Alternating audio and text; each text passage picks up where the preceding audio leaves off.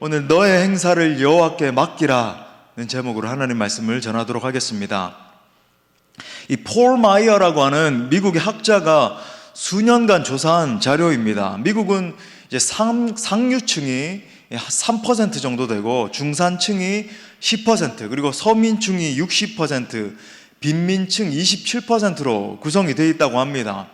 이 상류층과 중산층을 이루고 있는 13%가 나머지 사람들과 다른 점이 무엇인가? 그들 13%에게는 뚜렷한 비전이 있었지만 나머지 87%에게는 그것이 없었다라고 하는 거예요. 그리고 이제 상류층 3%와 나머지 중산층 이제 10%의 차이점도 발견을 했습니다. 상류층 3%는 그 비전을 적어 놓은 기록을 갖고 있고, 나머지는 비전을 마음속에만 그냥 새겨놓고 적어 놓지는 않은 그런 상태에 있었다라고 하는 거예요. 결국 이 3% 사람들의 삶이 미국 사회를 이끌어가는 이 최고 지도자층을 형성하고 있더라는 겁니다. 자, 한 해를 시작하는 시점에서 우리가 어떻게 하면 정말로 복된 한 해를 만들 수 있을 것인가, 이런 우리의 고민에 대해서 오늘 하나님께서 이렇게 말씀하십니다. 3절 말씀해 보니까 우리 다 같이 한번 읽어봐요. 시작.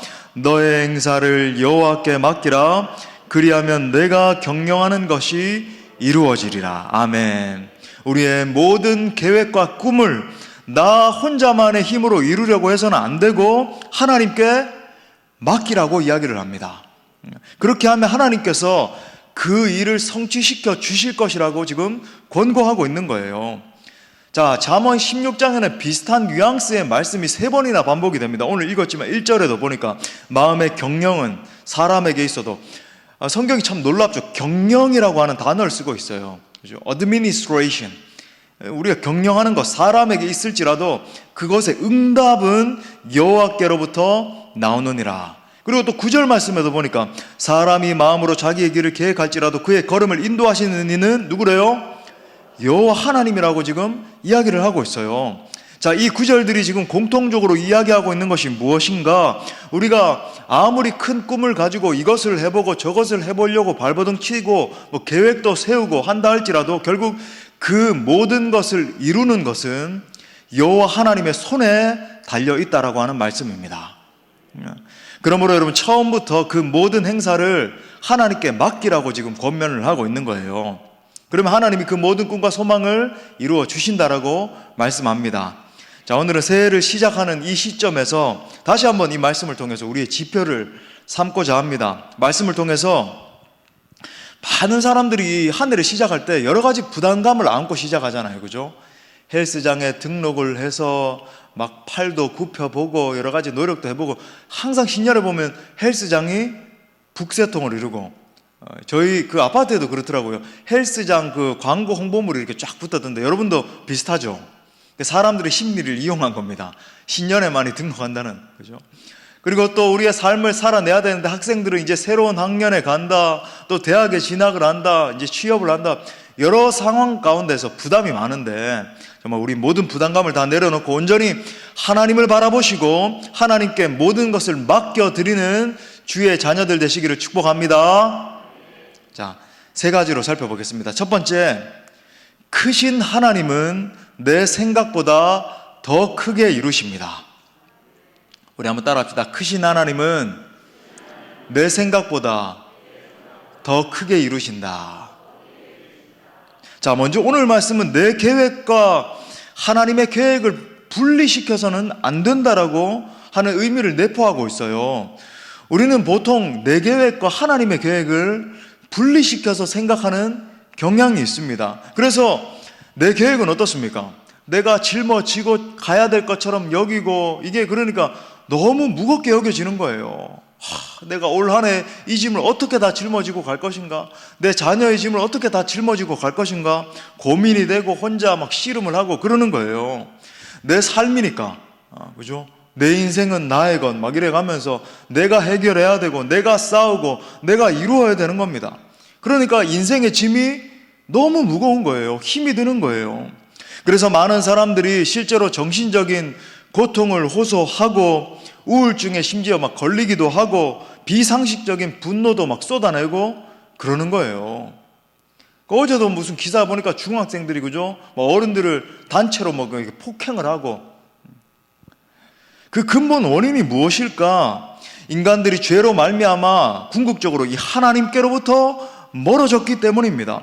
하나님과의 관계가 끊어져서 하나님과 상관없는 삶을 살 수밖에 없기 때문에 이 모든 것들이 다 파생돼서 하나씩 이 악한 열매들이 맺혀지기 시작하는 거예요. 고통의 열매, 여러 슬픔의 열매, 좌절의 열매 맺혀지는 겁니다.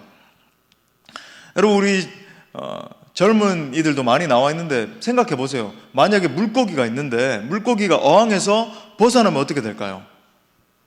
당연히 점점 숨을 쉴 수 있을까요? 숨통이 조여오고 점점 말라가고 그래가지고 그죠? 이 물이 없으니까 숨을 더 이상 쉴 수 없게 돼서 말라 비틀어 죽는 거예요. 그와 마찬가지라고 하는 겁니다. 사랑하는 여러분, 우리는 예수 그리스도의 십자가 은혜를 통해서 구속받은 하나님의 자녀들입니다. 그 예수님 때문에 하나님과의 관계가 회복되었고 하나님은 내 아버지가 되셨고 나는 그분의 자녀가 된 거예요. 이 말이 의미하는 것이 뭘까요? 그냥 관념적으로 구원받았다, 그냥 오늘 찬양하니까 그냥 조금 이렇게 따뜻한 느낌이 들었다, 눈물도 조금 났다, 이 정도일까요? 아니에요. 내 생각이나 내 옛 자아의 생각들, 내 옛날의 생각들, 내 힘과 능으로 살아가려고 발버둥 키던 모든 것이 다 무너졌다라고 하는 의미예요. 이제 그것이 끝났다라고 하는 겁니다.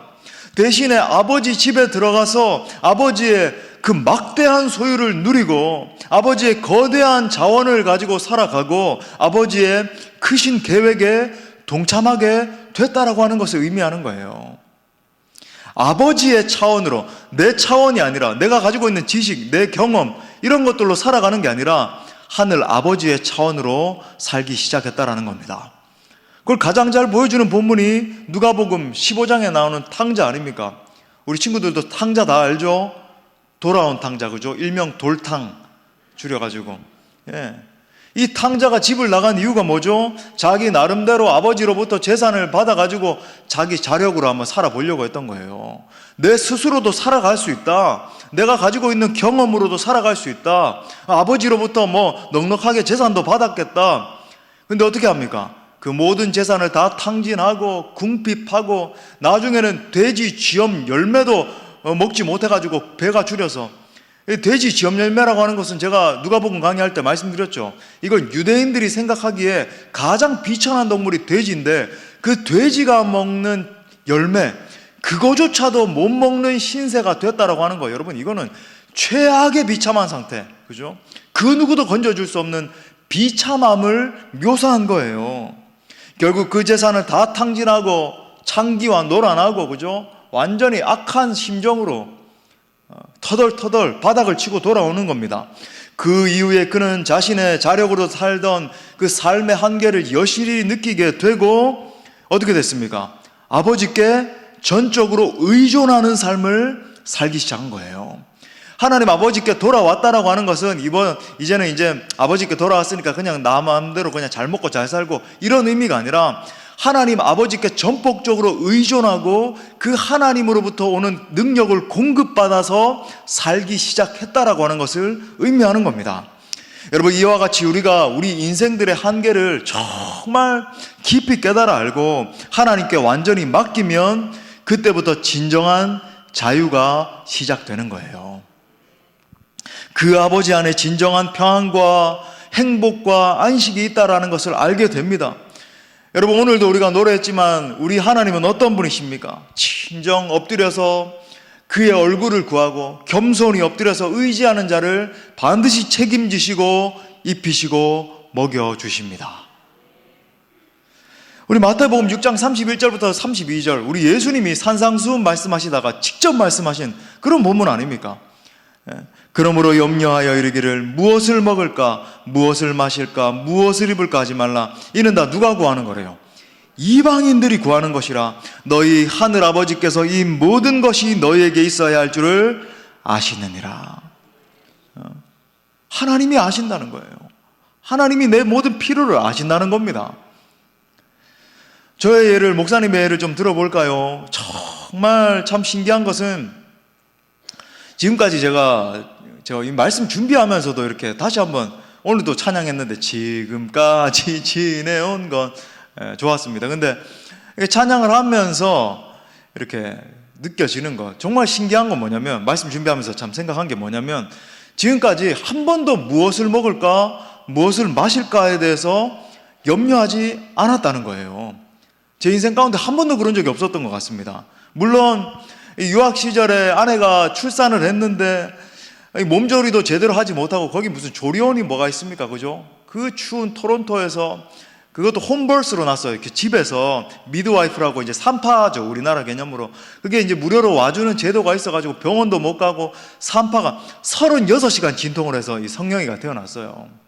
그래가지고 참 생각하면 그 당시에, 그리고 50불 60불로 돈이 없어가지고, 그러니까 미역국도 그죠, 한 번에 끓일 때 한 솥을 끓여가지고 제가 끓였습니다. 제가 끓여가지고, 그죠, 고기도 없어가지고 제일 싼 고기 뭐 어떻게 월마트 고기 가가지고 이렇게 썰어가지고 제가 이렇게 막 끓여가지고 이렇게 계속 먹였어요. 먹을 게 없으니까 계속 미역국만 먹었어요. 우리 주된 메뉴 2개, 미역국, 카레라이스. 재정이 조금 있는 주에는 부대찌개.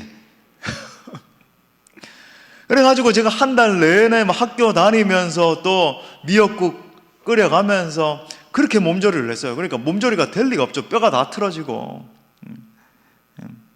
그럼 미안한 마음이 정말 많았지만, 그래도 무엇을 먹을까, 무엇을 입을까 염려하지는 않았습니다. 대신에 저에게 늘 염려되는 건 뭐였냐면, 정말 말씀대로 하나님 나라 확장을 위해서 우리 공동체가 이런 방향으로 나아가야 되는데, 하나님 이번에 이러한 사역이 열려짐으로 말미암아 내가 담당하고 있는 사랑하는 청년들, 내가 하고 있는 사역들, 아니면 지금 우리 수원 동부교회에서는 그죠, 하나님 이번에는 이런 사역이 터져 나오게 하시고 전도의 열매가 맺게 하시고, 그런 생각이 가득했다라고 하는 겁니다. 그게 제 20대, 30대, 지금 40대 중반에 이르기까지 저의 모든 사고의 중심이었어요. 놀라운 것은 하나님 나라를 바라보면서 한 걸음씩 길을 걸을 때마다 때를 따라 돕는 은혜로 채워주셨다라는 겁니다. 유학 시절 제가 일전에도 한번 말씀드렸죠. 처음 듣는 지체들도 많이 있으니까. 우리 교회 부흥하면서 참 좋은 건 뭐냐면, 예전에 했던 얘기를 한 번 더 할 수 있다는 거. 나중에 더 부흥하면 어떻게 할까요?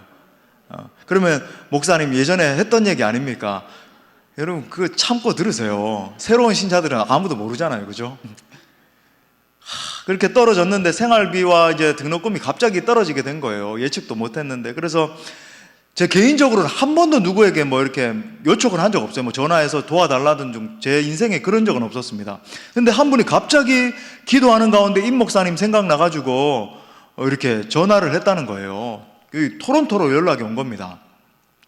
그래가지고 재정을 보내드려야 된다라고 하는 그런 마음이 들어가지고 보냈는데, 그게 얼마인 줄 아세요, 여러분? 한 학기 등록금과 정확하게, 그 다음에 한 달치 생활비였어요. 그 바로 다음에 사역지가 이제 제가 그저 큰빛교회 사역했잖아요. 큰빛교회 사역하게 되면서 재정적으로 좀 더 이렇게 또 숨을 쉴 수 있게 되고, 그때 그 전화 받고요, 정말 어떻게 해야 될지, 하나님 등록을 해야 됩니까? 이제 학업을 중단해야 됩니까? 이러고 있었는데 그 전화가 갑자기 걸려와서, 아직 까먹지 않아요. 아내랑 저랑, 그죠? 갓난아기 이렇게 성령이 이렇게 태어나 있는데 단칸방이었거든요. 단칸방에 주방까지 딸려있는 그 방에서 둘이 끌어안고 막 뛰었어요. 울면서 막 뛰면서 하나님 살아계신다고. 사랑하는 여러분, 하나님은 우리가 하나님 나라 여정을 걸어갈 때 필요한 모든 것들을 다 알고 계십니다.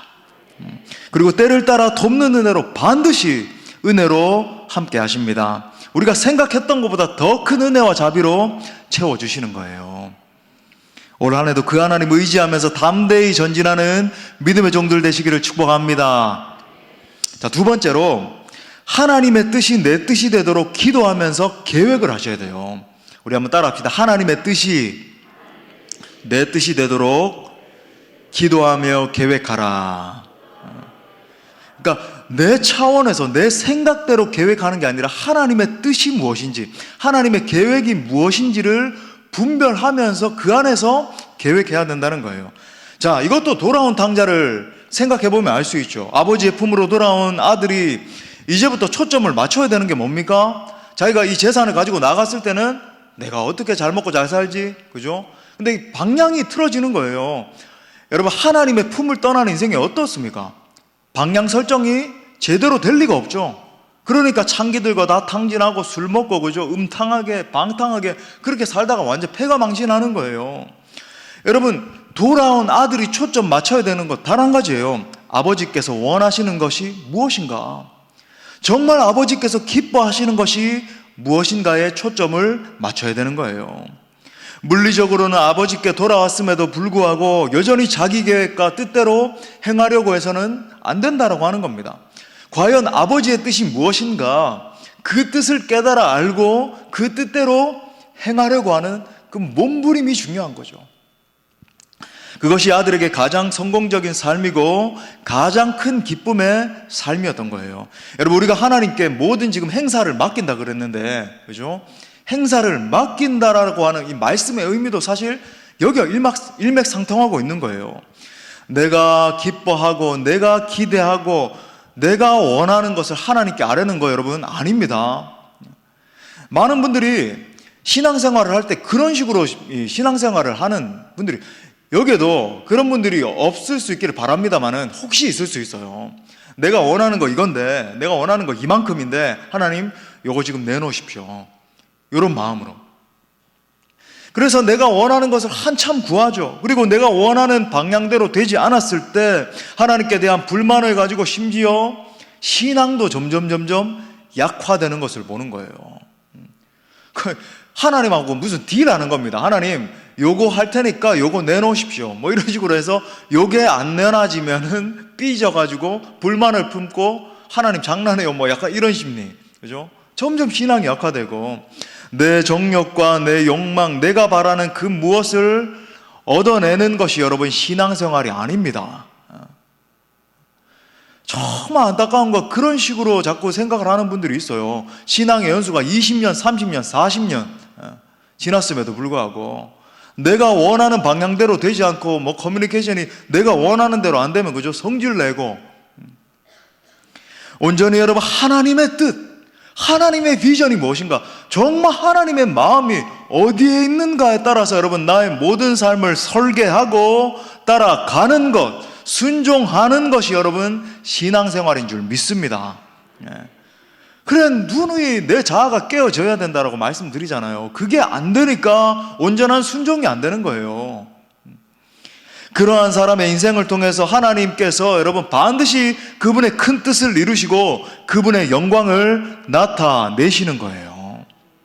이 시대 많은 그리스도인들이 자기의 계획을 갖다가 왕창 가지고 와가지고 하나님 앞에 기도를 하지만 응답받지 못하는 이유도 여기 있습니다. 여러분, 하나님의 뜻이 아니라 오로지 자기 자아를 내세우면서 고집 부리는 거예요.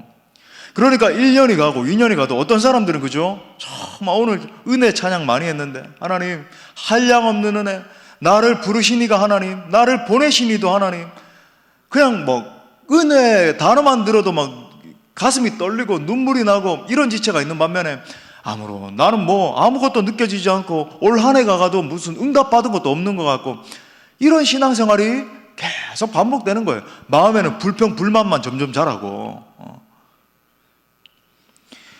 여러분, 비전과 욕망을 헷갈려서는 안 돼요. 많은 사람들이 비전과 욕망을 헷갈려 합니다. 그래서 이 욕망을 갖다가 비전이라고 생각을 해요.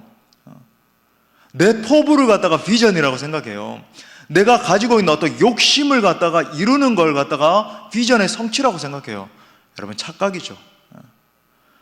그의 삶에서 단 한 번도 십자가를 바라본 적이 없고, 단 한 번도 정말 예수께서 날 위해서 흘려주신 그 십자가의 의미가 무엇인가, 내 삶을 그 십자가를 위해서 드린다라고 하는 것의 의미가 무엇인가, 그게 없고 전부 다 내가 잘 되고 잘 먹고 잘 살고 그죠? 점점 부유하게 되고 그래야지만 뭔가 형통하게 되고 내 기도 응답된 거고, 뭔가 그 내 자식이 당장 뭐가 이루어지지 않는 것 같으면 그 감사할 제목이 아닌 거예요. 하나님의 의도가 있는데, 그의 인생을 통해서 이루시고자 하는 그 목적이 있는데 말이죠.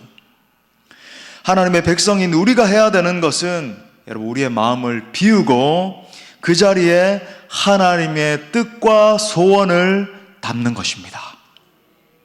우리 한번 자신의 가슴에 오른손을 얹고 한번 이 신년에 정말 중요한 거예요. 그냥 넘어가는 말씀으로 듣지 마십시오. 내 마음에 하나님의 뜻과 소원으로 담겠습니다. 이게 너무 중요한 거예요. 그렇기 때문에 우리의 모든 결정의 방향이 하나님의 뜻과 소원에 맞추어져야 됨도 자명한 겁니다. 사업을 하든지 결혼을 하든지, 그냥 뭐 얼굴 예뻐가지고 결혼했습니다, 뭐 학벌이 좋아가지고 무슨 장이기 때문에 결혼했습니다, 그죠? 사자 돌림이기 때문에 결혼했습니다, 이래 놓고는 나중에 하나님 앞에 막 불만 토하고 하나님의 정말 신앙 안에서 만나야 된다라고 그렇게 이야기를 하는데도 불구하고 또 대학을 선택하든지 내 욕심으로 무조건 내 점수가 좀, 그게 아니라 정말 하나님 나를 보내셔서 하나님의 사람으로 준비될 수 있는 가장 좋은 바로 그 방향이 어디에 있습니까? 그곳이 어디입니까? 사역을 하든지, 그죠? 정말 우리가 원하는 사역 막 무조건 밀고 가는 게 아니라 하나님의 마음이 어디 있습니까? 우리가 어떻게 했을 때 정말로 하나님의 꿈과 비전이 이루어질 수 있을까요? 모든 것이 여러분 이 기준에 맞추어져야 되는 거예요. 믿음 없는 사람과 믿음의 사람이 결정적으로 갈라지는 지점이 무엇일까요? 여러분 오해하지 마십시오. 정확하게 갈라지는 지점이 있어요.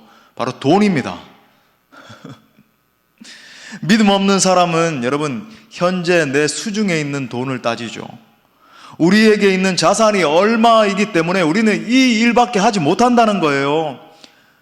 내가 가지고 있는 자산이 뭐 이런 수준에 머물고 있기 때문에 나는 요 정도의 꿈밖에 꾸지 못한다라고 하는 겁니다. 여기서 축소시켜야 되고 요 사역은 하지 못하고 우리는 점점 더 이렇게 돼야 되고 그렇게 하는 거예요. 하지만 여러분 믿음의 사람은 뭡니까? 하나님의 뜻을 묻는 사람이에요. 내가 가지고 있는 자원이 아니라 하나님의 뜻을 묻는 겁니다. 현재 자원보다도, 내가 가지고 있는 자원보다도 훨씬 더 막대한 자원을 가지고 계신 주님, 그 하나님의 뜻을 묻고 하나님의 뜻이, 하나님의 꿈과 비전이 어디에 있는가 확증하게 되면 그 길로 달려가는 거예요. 어떻게 그럴 수 있는가? 정말 그 계획에 하나님의 뜻이 있고 그것이 하나님의 소원이라고 한다면 돈도 상황도 반드시 따라오기 때문에 그렇습니다. 할렐루야. 여러분 믿을 수 있기를 바랍니다. 그래서 이런 유명한 말도 있잖아요. 우리가 기도하며 하나님의 일을 행할 때 돈은 은행에 있지만 결제는 하나님이 하신다. 예, 정말 그래요. 비전 따라 삶을 살아야지 내가 가지고 있는 자원 따라 살면 여러분 그건 내 수준의 삶을 사는 거지 결코 하나님의 자원으로 사는 그런 사람이 아니라 믿음의 사람이 아닌 거예요. 근본적으로 계산기 다 들이고 그 수준에서 사는 사람이지. 사랑하는 성도 여러분, 새해에는 내 뜻의 성취가 아니라 하나님의 뜻에 귀를 기울이십시오. 기도하세요. 하나님의 뜻이 무엇입니까? 하나님의 마음이 어디에 있습니까? 그 거대한 하나님의 비전 가운데 내 인생과 장래의 계획을 세워야 되는 겁니다. 그리고 무엇보다 그 계획을 발견함에 있어서 말씀과 기도 속에서 길을 찾으십시오. 그때 하나님의 지원을 받을 수 있어요. 그러므로 하나님은 과연 나에게 무엇을 원하시고 내가 어떤 일을 행하기를 원하시는지 찾으십시오. 그때부터 여러분 과감한 믿음의 여정이 시작되는 겁니다. 히브리서 11장 24절부터 26절 믿음의 사람 모세에 대해서 이렇게 말하잖아요. 믿음으로 모세는 장성하여 바로의 공주의 아들이라 칭함받기를 거절하고, 여러분 이거 한 문장으로 기록되어 있지만 이거 쉬운 일일까요? 이집트의 왕자로서 40년을 살았는데 여러분 그 권위, 그 막대한 자원, 이집트 왕자로서 살 수 있는 그 엄청난 걸 버리는 게 여러분 쉬운 일일까요? 우리는 한 번도 해본 일이 없어서 여러분 이게 쉬운지 어려운지. 이집트의 지금 미국 대통령보다도 여러분 이거는 일평생 동안 누릴 수 있는 왕자잖아요. 그걸 거절하고 도리어 하나님의 백성과 함께 고난받기를 잠시 죄악의 낙을 누리는 것보다 더 좋아하고 그리스도를 위하여 받는 수모를 애굽의 모든 보화보다 더 큰 재물로 여겼으니 이는 상주심을 바라봄이라. 모세가 하나님의 뜻이 아니라 자신의 안락과 평안함을 생각했으면 어떻게 됐을까요? 자신을 향한 하나님의 계획에 동참하지 못했을 뿐만 아니라 이스라엘 백성의 구원이라고 하는 엄청난 대업도 모세를 통해서 나타나지 않았을 겁니다. 이스라엘 백성들은 구원받았을 거예요. 누굴 통해서? 촛대가 옮겨져서 다른 일을 통해서 과감하게 믿음으로 반응하는 사람을 통해서 이루어졌을 거예요. 하지만 모세가 믿음으로 자신의 안락함을 포기하고 하나님의 백성들과 함께 고난받기로 작정했기 때문에 하나님의 거대한 계획에 동참할 수 있었던 겁니다. 여러분 이 신년에 반드시 기억하십시오. 하나님은 과감하게 대가 지불하는 사람을 통해서 일하십니다. 어떤 사람이 하나님께 쓰임받는가 궁금하잖아요. 우리 사랑하는 친구들, 그죠? 하나님은 과감하게 대가 지불하는 사람을 통해서 일하세요. 내 거 하나도 움켜쥐고 내놓지도 못하고 벌벌 떨고 한 번도 믿음으로 한번 걸음을 내딛지도 못하고 이런 사람을 통해서 무슨 일을 할 수 있겠어요? 그러므로 사랑하는 여러분, 성도 여러분, 나를 위한 삶이 아니라 하나님을 위한 삶을 고민하십시오. 어떻게 하면 하나님의 그 거대한 계획에 동참할 수 있을까? 하나님 나라를 위해서 쓰임받을 수 있을까? 자녀 교육의 방향도 여러분 그렇습니다. 자녀들을 교육시킬 때도 어떻게 하면 얘 한번 사회적으로 성공하는 위치, 전부 다 세상 사람들의 방식이잖아요. 그거 아니고 하나님 어떻게 하면 이 한 번밖에 없는 아들과 딸의 인생이 하나님께 쓰임받을 수 있겠습니까? 그게 정말로 그 과감하게 하나님의 영광을 위해서 좀 더 다른 일반적인 삶보다 더 드려야 된다라고 푸시하는 거예요. 또 미는 겁니다. 하나님이 널 삶을 위해서 이런 것들을 계획하고 계시는구나. 과감하게 여러분 던져버리는 거예요. 하나님께서는 반드시 그러한 사람을 통해서 당신의 계획을 이루어 주십니다. 자, 마지막 세 번째, 이루시는 하나님께 대한 확고한 믿음을 가지셔야 됩니다. 우리 따라 선포합시다. 이루시는 하나님께 대한 확고한 믿음을 가지라. 예. 하나님은 반드시 하나님의 때에 하나님의 일을 하시지만 그때 사용하시는 도구가 있는데 바로 우리의 믿음과 소망이에요. 이스라엘 백성들이 하나님을 경험할 때에도 반드시 필요한 것이 구원하시는 구원자 하나님께 대한 믿음이었습니다. 이스라엘과 지도자 모세가 하나님의 능력에 대해서 믿음을 가졌을 때 기적이 상식이 됐죠. 홍해바다가 갈라지고 반석에서 물이 터져 나오고 하늘에서 내리는 만나를 먹을 수 있었던 거예요. 약속의 땅을 향해서 전진해 나갈 때도 마찬가지였습니다. 그죠? 약속의 땅을 코앞에 둔 상황에서 가데스 바네아에서 하나님이 정탐꾼들을 보내서 그 땅을 정탐하게 하시잖아요. 정탐 후에 12명 중에 여호수아와 갈렙을 뺀 10명이 부정적인 이야기를 하고 절대로 우리는 그 땅에 들어가서는 안 됩니다. 우리가 그들한테 완전히 막 삼킬 겁니다. 그들은 막 키가 막 멀대같이 장대하고 거인들이 있고 이렇게 했어요. 그들의 진짜 문제가 뭐였습니까? 그들 눈에 하나님이 보이지 않았다는 거예요. 오로지 큰 성과 거기에 있는 기골이 장대한 거인과 같은 사람들만 눈에 보인 겁니다. 여러분, 우리도 이 싸움이거든요. 결국은 믿음으로 나아갈 때 하나님이 보이느냐, 기골이 장대한 세상의 거인들이 보이느냐, 그죠? 믿음으로 나아갈 때 하나님이 나를 붙들고 계신 게 보이느냐, 아니면 저 앞에 서 있는 골리앗이 보이느냐, 어느 것이 더 크게 보이느냐에 따라서 여러분 우리의 삶이 완전히 바뀌는 거예요. 결국 그 믿음 없음의 결과로 그들 모두 40년 광야를 배회하다가 광야에서 몰살당했잖아요. 사랑하는 여러분, 믿음이 없으면 계속 광야 생활만 반복하는 것입니다. 가나안의 축복은 꿈도 못 꾸는 거죠. 누누이 말씀드리지만 하나님 나라는 믿음의 나라입니다. 믿음만큼 되는 거예요. 믿음만큼 능력이 나타나고 믿음만큼 축복을 담을 수 있습니다. 우리 다시 한번 따라합시다. 믿음은 축복을 담는 그릇이다. 예, 내 믿음만큼 하나님이 그 축복의 그릇에 담아 주시는 거예요. 성경에 보면 하나님의 기적은 하나님의 구원 능력을 전적으로 신뢰한 사람들에 의해서 일어났습니다. 그리고 그들을 통해서 새로운 역사가 계속 써지는 것을 목도하게 되죠. 반면에 믿음이 없었던 자들 때문에 하나님의 일이 지연되고 그르쳐진 일들도, 사례들도 굉장히 많이 나오죠. 히브리서 11장 6절 처음 우리 가슴에 새기면서 우리 한번 읽겠습니다. 시작. 믿음이 없이는 하나님을 기쁘시게 하지 못하나니 하나님께 나아가는 자는 반드시 그가 계신 것과 또한 그가 자기를 찾는 자들에게 상 주시는 이심을 믿어야 할지니라. 아멘. 어떤 분은 신앙생활을 갖다가 three totality 이렇게 표현한 것을 봤어요. Total acceptance, total discipline, total commitment. 뭡니까? 전적으로 수납하고 전적으로 순종하고 전적으로 위탁하는 것. 그것이 바로 신앙이라는 거예요. 하나님의 능력을 확신하고 하나님께 믿음으로 맡기고 나아갈 때 내면의 힘이 강해지는 겁니다. 강하고 담대한 믿음이 생기는 거예요. 종교개혁 당시에 마르틴 루터가 정말 많은 어려움들을 감내했거든요. 여러분, 루터의 전기도 한번, 이 방학 시즌이잖아요. 오늘 우리 초등학교도 이제 방학하고 했을 텐데, 그죠? 여러분, 참 잘했어요. 다 칭찬받았죠? 예. 그래가지고 우리 기분 좋을 텐데.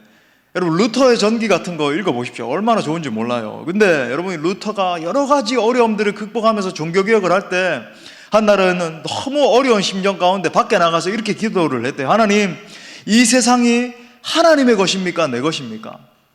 하나님, 이 교회가 하나님의 것입니까? 내 것입니까? 당신의 세상이고 당신의 교회입니다. 이제 당신이 그들을 돌봐주세요. 나는 자겠습니다. 그리고 잤다는 거예요. 웃어야 될 포인트에서 지금 3번 웃어가지고 집에 가셔서 여러분 웃으시려고. 성경은 우리에게 말씀합니다. 3절에 보니까 너의 행사를 여호와께 맡기라. 그리하면 내가 경영하는 것이 이루어지리라. 맡기라는 거예요. 자, 적용적으로 우리 결론을 2가지 적용점을 삼고 우리 마치겠습니다. 첫 번째는 여러분 개인의 삶을 다 맡기고 기도하십시오. 우리가 왜 기도해야 되는가? 우리 인간 존재가 너무나 연약하기 때문이에요. 우리가 연약하기 때문에 우리는 전적으로 하나님의 도우심이 필요한 존재들입니다. 이렇게 연약한 인생에 어떻게 기도하지 않을 수 있겠습니까? 물론 여러분, 열심히 사는 것도 중요해요. 열심히 공부하는 건 너무 중요합니다. 여러분, 열심히 일하시는 거 중요해요. 하지만 여러분, 뜨거운 기도를 통해서 하나님의 지원을 이끌어내는 것은 훨씬 더 중요해요. 부흥의 사람 오스와드 스미스 목사님이 이렇게 말했습니다. 모든 일이 나에게 달린 것처럼 일하고 모든 일이 하나님께 달린 것처럼 기도하라. 기도로서 키운 자녀 절대로 망하는 법이 없는 거예요. 대전제처럼 여러분 수도 없이 들으셨죠? 알고도 기도하지 않는 거죠. 여러분, 이거 범죄 수준이죠. 인생의 모든 문제도 마찬가지입니다. 여러분, 기도로서 돌파해 나가면 반드시 승리하게 될 줄 믿습니다. 자, 2번째, 사역을 위해서 맡기고 기도하십시오. 내 개인의 삶도 그렇지만 사역을 위해서도. 여러분, 올 한 해도 우리 공동체 정말 이 생명 살리는 우리 본질적인 사역에 목숨 걸 거예요. 우리는 늘 전도와 선교의 사역에 힘쓸 것입니다. 그렇기 때문에 여러분, 절대로 중단돼서는 안 되는 것이 기도잖아요. 여러분, 우리가 왜 전도와 영적 전쟁합니까? 왜 영적 전쟁이란 말을 붙이죠? 사탄 마귀가 정말로 그 천하보다 귀한 한 영혼들이 주님 돌아올 때 제일 싫어하거든요. 그래서 여러분 전도하고 선교만 하려고 그러면 차 사고가 나질 않나, 무슨 이런 일이 벌어지고 갑자기 관계가 틀어지기도 하고 여러 가지 어려움들이 있고, 여러분 그때 바로 알아야 돼요. 나에게 에이 왜 이렇게 재수가 없어, 이렇게 하는 건 여러분 믿음의 사람이 아니죠. 사탄 마귀, 원수 마귀가 어떻게든지 이 일이 이루어지지 못하도록 공격하는 것이구나. 내가 더 정신을 바짝 차리고 기도하며 나갈 때 여러분 돌파가 일어나고. 사도행전 우리가 이제 묵상을 하기 시작했는데, 이제 강의하기 시작했는데, 어떻게 이 사도행전의 역사를 볼 때 역동성이 나타나고, 그죠? 막 복음을 전하기 시작할 때 원수의 담을 막 뛰어넘어가고 이런 역사가 일어났는가? 기도에 있는 거예요. 그 비결이 기도였습니다. 성도들의 강력한 기도가, 그죠? 막 눈물로써 기도를 하기 시작할 때 사도들이 더 큰 막 권능을 얻어서 말씀을 증거할 때 막 수천 명이 주님 앞에 돌아오고 회개하는 역사가 일어나고, 그죠? 그리고 또 여러분 사도행전 역사를 관찰해 보면은 지속적인 어려움을 겪게 되잖아요.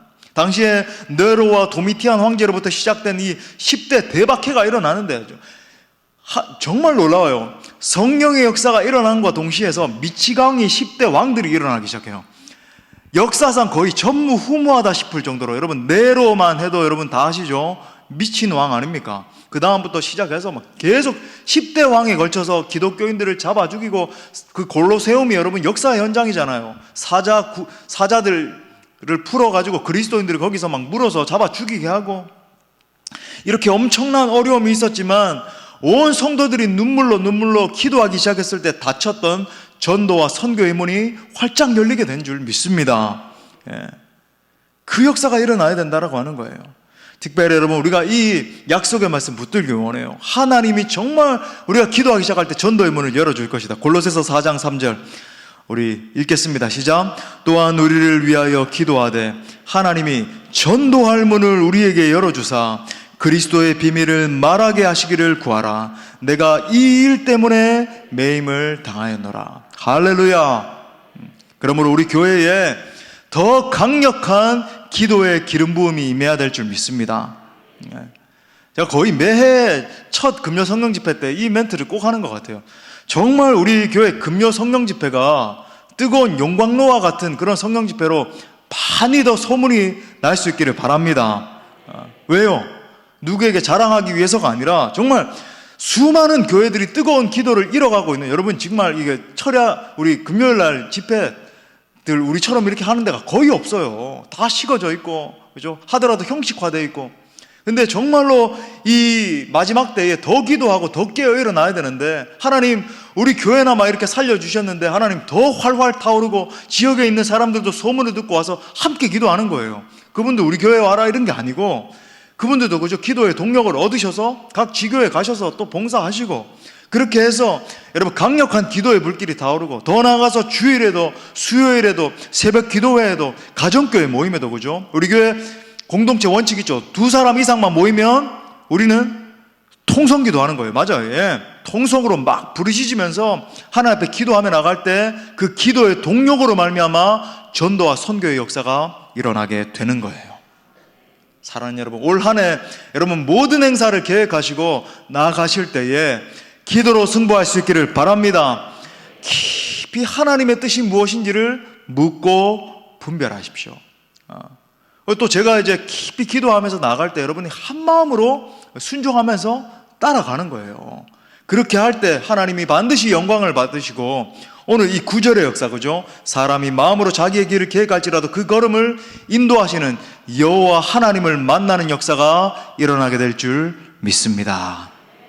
우리 그렇게 큰 일을 행하실 주님 앞에 우리 영광의 박수 올려드리겠습니다. 우리 다 같이 뜨겁게 찬양하고 기도합시다.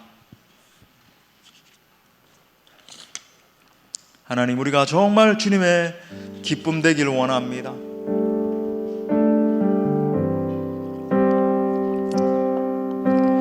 나 주님의 기쁨 되기 원하네. 내 마음을 새롭게 하소서.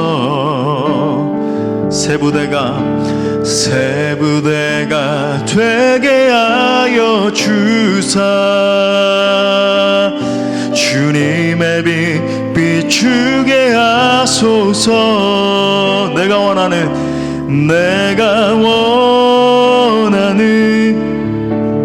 한 가지, 주님의 기쁨이 되는 것. 내가 원하는 한 가지, 주님의 기쁨이 되는 것. 좀 더 템포 빨리. 겸손히 내 마음 드립니다. 나의 모든 것 받으소서. 나의 맘 깨끗게 씻어주사. 주의 길로 행하게 하소. 내가 원하는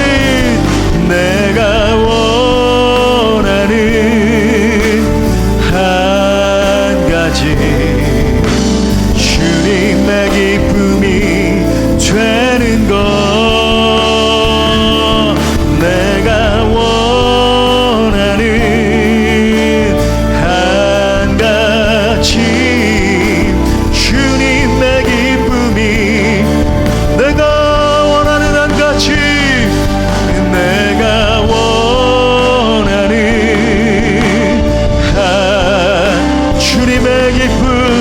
주님의 기쁨이 되는 것.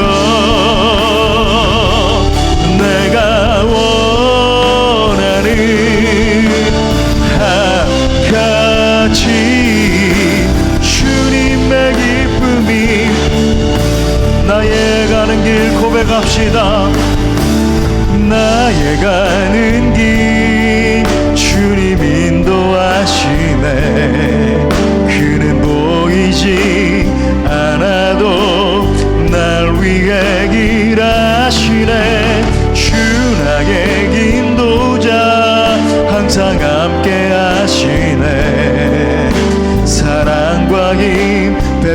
베푸시며 인도하시네.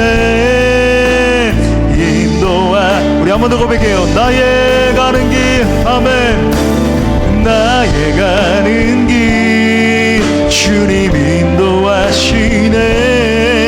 그는 보이지 않아도 날 위해. 아멘. 주님 신뢰합니다. 주 나의 인도자 항상 함께 하시네. 사랑과 힘 베푸시며 인도하시네. 광야의 길을 만드십니다. 광야의 길을 만드시고 날 인도해. 사막에 가 만드신 것 보라.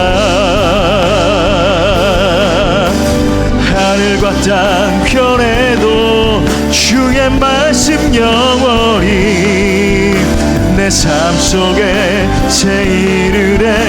두 손 높이 들고 광야의 길을 만드시고 광야의 길을 만드시고 날 인도해. 사막에 가 만드신 것 보라.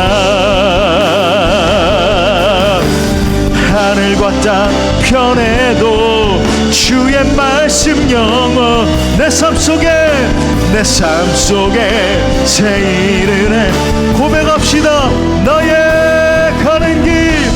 나의 가는 길 주님 인도하. 아멘. 그는 보이지 않아도 날 위해 일하시네. 주 나의 인도자 항상 함께 하시네. 사랑과 힘 베푸시며 인도하시네.